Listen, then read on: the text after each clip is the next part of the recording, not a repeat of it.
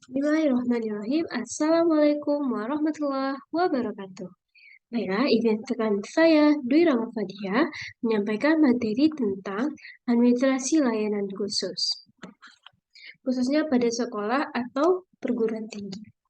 Administrasi layanan khusus sangat penting dilakukan pada suatu lembaga pendidikan, karena hal ini sangat dapat menunjang berlangsungnya proses pendidikan secara efektif dan efisien dalam lembaga tersebut.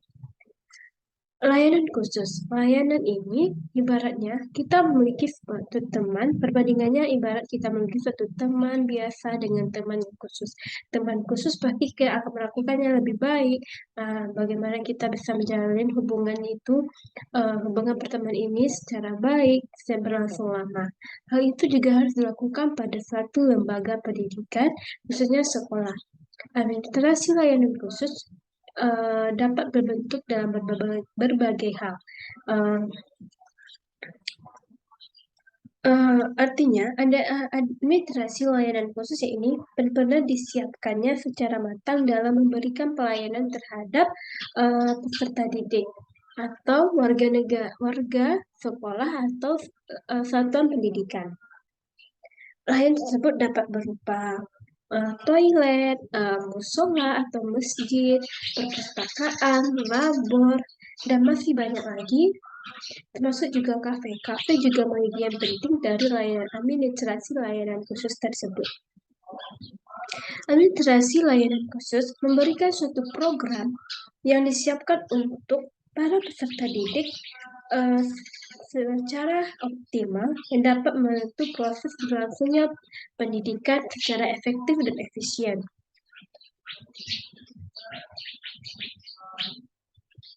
Baiklah, intinya dalam satuan pendidikan memberikan administrasi layanan khusus agar layanan khusus tersebut terorganisir, mempermudah, memperlancar pembelajaran serta memenuhi kebutuhan khusus siswa di sekolah.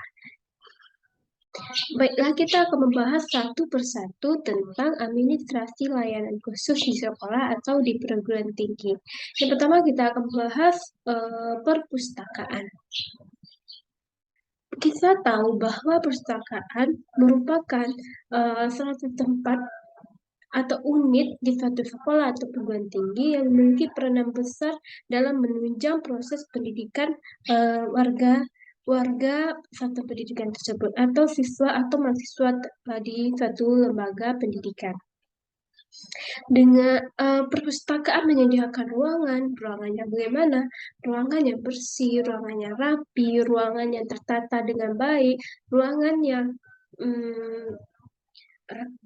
selain rapi dan bersih juga menyediakan perangkat-perangkat elektronik yang dapat menunjang atau membantu para peserta didiknya atau mahasiswa untuk mendalami pendidikannya, untuk mencari atau menjelajah, ibaratnya menjelajah dunia di perpustakaan bisa kita lakukan dengan membaca, dengan menggunakan perangkat elektronik untuk mencari sumber-sumber pelajaran, dan banyak hal yang dapat kita lakukan di perpustakaan. Perpustakaan yang bagaimana yang dapat menunjang pembelajaran para peserta didiknya, perpustakaan yang bagaimana saya sebutkan tadi. Perpustakaan menyediakan ruangan bersih, sejuk, menyediakan buku-buku yang lengkap, bervariasi, adanya penunjang elektronik untuk mencari jurnal, artikel, untuk menghunting dunia dengan tools-tools yang dicari dalam perangkat tersebut. Namun, apabila perpustakaan memiliki tidak adanya petugas perpustakaan, ruangannya tidak rapi, tidak berdebu dan hal-hal lainnya tidak lengkap dan perpustakaan, membuat para peserta didik malas untuk datang tersebut. Jadi jangan heran apabila sekolah yang tidak memiliki perpustakaan hanya secara fisik saja, namun tidak dirawat bagaimana pengaturan atau mengorganisir perpustakaan tersebut, maka para peserta didik akan malas datang ke sana sehingga akan menurunkan uh, semangat belajar mereka dalam menuntut ilmu terhadap ilmu yang di dalamnya.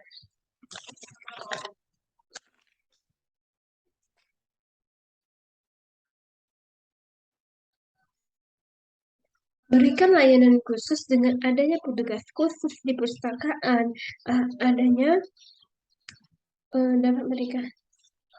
Dan jangan hanya secara fisik saja perpustakaan tersebut, namun juga ada tugasnya, juga ada peraturan-peraturannya, juga ruangannya juga segar, rapi, tertata, buku yang ditawarkan atau yang tersedia dengan mudah meminjamkan kepada peserta didik, dan dengan hal-hal lainnya yang dapat menarik peserta didik untuk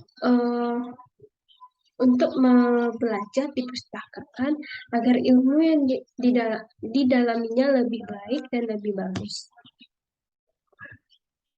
Perpustakaan memiliki beberapa fungsi. Yang pertama, tentu saja fungsi pendidikan.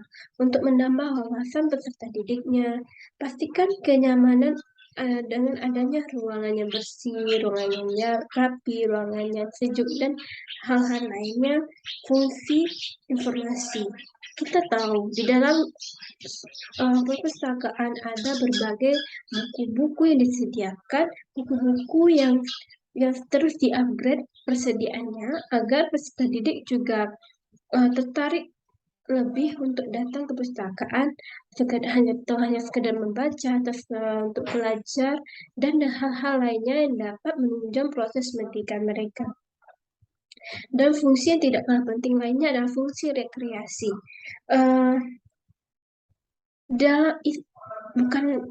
Maksudnya bukan siswa dapat berkreasi atau berjalan-jalan di perpustakaan. Maksudnya di sini adalah ia dapat mengalam buana atau mendalami berbagai hal-hal ilmu, membaca berbagai hal-hal buku yang dapat menambah wawasan dan pengetahuan mereka terhadap suatu hal.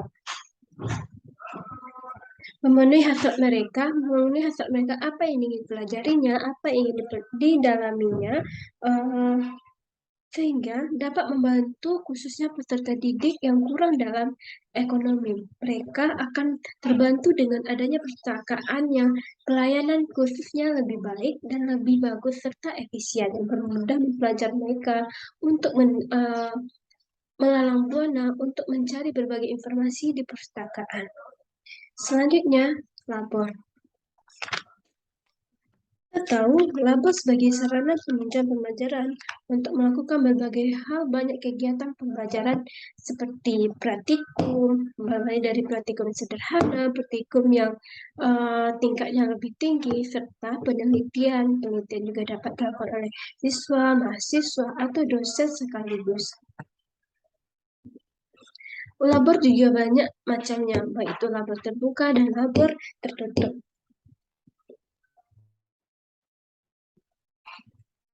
Jadi seharusnya suatu lembaga pendidikan memiliki labor dan tidak hanya secara fisik saja seperti perpustakaan. Dia juga harus ada petugas khusus yang membersihkan labor tersebut agar labor tersebut tetap rapi, terjaga, alat-alatnya tertata rapi, dan juga aman serta nyaman. Karena labor juga sensitif, apalagi labor tersebut memiliki zat-zat bahan kimia berbahaya atau alat-alatnya yang mahal, maka harus diadakannya satu petugas atau bisa lebih dalam satu labor agar labor tersebut tetap terjaga, baik itu secara fisik, baik itu secara peralatan yang di dalamnya, serta hal-hal lainnya yang membuat kenyamanan peserta didik melakukan kegiatan di labor tersebut. Alat di laboratorium harus terus di-upgrade, terus ditambah, terus dijaga, dan terus dilengkapi agar setiap proses praktikum atau hal-hal lain yang dilakukan di labor dapat berjalan dengan lancar serta aman dan nyaman bagi peserta didik dan warga satu lembaga pendidikan lainnya.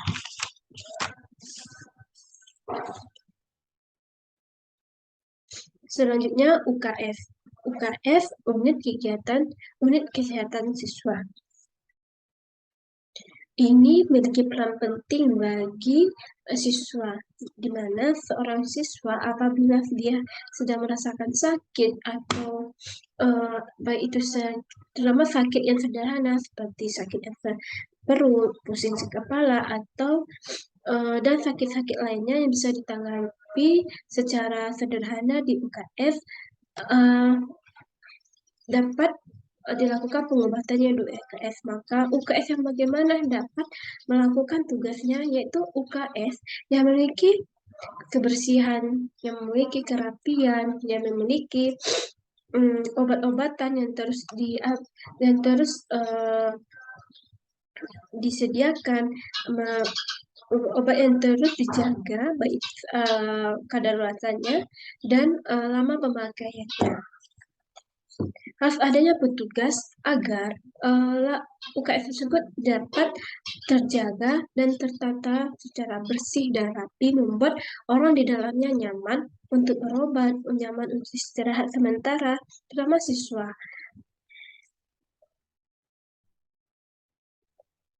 Selanjutnya, kafe atau kafetaria. Ini salah satu layanan khusus yang diberikan oleh sekolah. Layanan ini menyediakan berbagai makanan, minuman kepada peserta didiknya, sehingga terjadinya kerjasama dengan sehingga petugas kafetaria atau orang yang mengisi makanan atau minuman di kafe tersebut harus memiliki kerjasama dengan pihak sekolah, karena dengan adanya pihak kerjasama tersebut dapat makanan atau minuman yang tersedia di kafe tersebut dapat dipastikan keamanannya, dapat dipastikan kebersihannya, karena hal ini apabila makanan tersebut mengandung zat berbahaya atau zat pengawet lainnya dapat merusak kesehatan, merusak berbagai organ tubuh pada peserta didik. Hal ini sangat berbahaya. Makanya antara petugas kafe dengan petugas sekolah harus memiliki kerjasama yang jelas agar terjaminnya makanan atau minuman tersedia di sana. Karena apabila suatu sekolah tidak memiliki kafe atau biasa kalau di sekolah disebut kantin, maka hal ini dapat mengganggu proses pelajaran. Contohnya saja apabila siswa lapar atau tidak sempat sarapan di rumah, mereka akan mencari makanan di sekolah untuk membantu mengajar laparnya. Apabila kafe tersebut tidak memberikan pelayanan baik, tidak tersedia makanan yang sehat, atau tidak ada sama sekali kafe atau kantin, maka ini dapat mengganggu proses pelajaran mereka. Mereka tidak akan fokus dalam belajar, sehingga sang kafe juga bagian penting dalam administrasi layanan khusus. Kafe yang memiliki izin yang jelas, kafe yang memiliki kerjasama yang jelas dengan sekolah, memiliki makanan, minuman, serta mengikuti peraturan sekolah, di mana tidak menerima mahasiswa untuk melakukan perbuatan-perbuatan yang terlarang di sekolah, seperti merokok di jam istirahat, seperti keluar kelas lalu ke kantin, dan hal-hal lainnya. Yang terakhir, ada musola. Musola juga bagian sangat penting, apalagi kita Indonesia juga mayoritas Islam. Musola sebagai tempat ibadah, di mana hal ini sangat dibutuhkan. Apabila contohnya saja saat sholat zuhur, seandainya musola tidak ada di fakultas atau di lingkungan sekolah, maka akan memperlambat proses pelajaran yang dilakukan oleh siswa tersebut.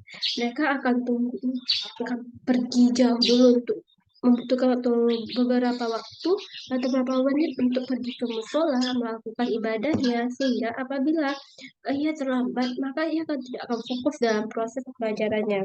Jadi jadi setiap fakultas, setiap lingkungan sekolah wajib memiliki musola, terutama musola yang bersih, ada petugas khusus kebersihannya, dan hal-hal lainnya yang dapat menunjang proses pembelajarannya. Jadi Intinya, setiap pelayanan, setiap unit-unit di sekolah harus terjaga, harus ada orang yang bertanggung jawab terhadap layanan tersebut, mulai dari tugas perpustakaan, petugas kebersihan di musola, di toilet, di kafe, atau hal-hal lainnya yang dapat menunjang proses belajar mereka. Intinya dalam administrasi layanan khusus, pihak sekolah harus menanggapinya dengan serius. Jangan hanya sekedar fisik saja disediakan pada siswa, juga harus disediakannya secara non-fisik, seperti alat-alat yang ada di perpustakaan, buku-bukunya, alat-alat yang di labor, peralatan yang ada di musola seperti mukena, harus dijaga kebersihannya, harus ada orang yang menjaganya, satu orang yang bertanggung jawab untuk menjaga kebersihan tersebut. Bukan berarti siswa tidak wajib menjaga, bukan berarti siswa lepas tangan di sini, di mana siswa juga bertanggung jawab dalam hal ini. Harus berikan peraturan-peraturan di setiap unit-unit di sekolah. Seperti misalkan juga ada peraturan untuk siswanya agar buku tersebut tetap terjaga rapi. Juga di toilet bagaimana peraturannya. Ada peringatan-peringatan di setiap sudut agar setiap unit tersebut tetap terjaga dan sehingga tidak memberatkan juga orang yang menjaga kebersihan tersebut. Uh, Harus ada larangan-larangan jelas, harus ada peraturan jelas di setiap bagian-bagian penting atau bagian-bagian yang dapat terlihat oleh orang umum dalam unit tersebut. Jadi, kesimpulan pada administrasi layanan khusus merupakan memberikan suatu program yang disediakan untuk para peserta didik secara lebih optimal untuk membantu proses langsungnya proses pendidikan di satuan pendidikan tersebut. Di antaranya ada perpustakaan, ada labor, ada toilet, ada musola, ada UKS, dan hal-hal lainnya, serta juga ada kafe yang memiliki peranan penting dalam menunjang proses pendidikan. Oleh karena itu, semuanya dijaga, tidak hanya secara fisik, juga secara non-fisik. Ada petugas kebersihan, alat-alatnya diganti apabila tidak bisa digunakan, dan serta hal lainnya yang dapat membantu proses belajar siswa di sekolah. Sekian, terima kasih. Baiklah, hanya itu yang dapat saya sampaikan. Wassalamualaikum warahmatullahi wabarakatuh.